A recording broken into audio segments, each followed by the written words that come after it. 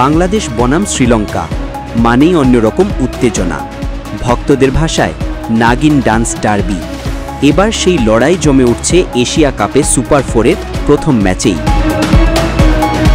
কে থাকবেন ওপেনিংয়ে, সাইফ হাসান নাকি পারভেজ ইমন? ব্যাটিংয়ে বারবার ব্যর্থ হওয়া তাওহিদ হৃদয় কি বাদ পড়বেন? আর একাদশে বাড়তি উইকেট কিপার হিসেবে কি সুযোগ পাবেন নুরুল হাসান সোহান? এসব প্রশ্নে গরম আলোচনা চলছে ভক্তদের মাঝে।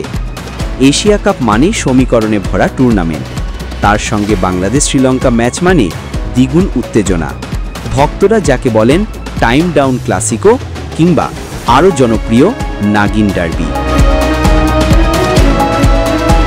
চলুন এবার দেখে নেই লঙ্কানদের বিপক্ষে বাংলাদেশের সম্ভাব্য সেরা একাদশ। ওপেনিংয়ে তামিমের সঙ্গী হতে পারেন সাইফ হাসান। আফগানিস্তানের বিপক্ষে বড় রান না করলেও তামিমের সঙ্গে জুটি বেঁধে ভালো শুরু এনে দিয়েছিলেন, তাই তাকে আবারও দেখা যেতে পারে একাদশে। লিটন দাস আগের ম্যাচে রান পাননি, কিন্তু তার সামর্থ্য নিয়ে কোনো সন্দেহ নেই।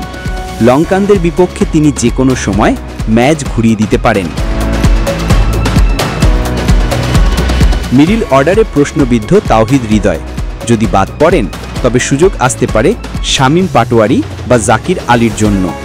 উইকেট কিপার ব্যাটার হিসেবে আলোচনায় আছেন নুরুল হাসান সোহান। ফিল্ডিংয়ে তার অবদান চোখে পড়ার মতো, ভক্তরা চাইছেন তাকে আরও সুযোগ দিতে।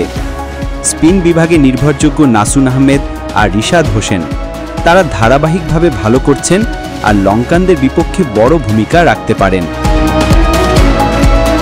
পেস আক্রমণে থাকছেন মুস্তাফিজুর রহমান আর তাসকিন আহমেদ। তাদের সঙ্গে যোগ দিতে পারেন তানজিম সাকিব, যিনি ব্যাট হাতেও বাড়তি শক্তি এনে দিতে পারেন।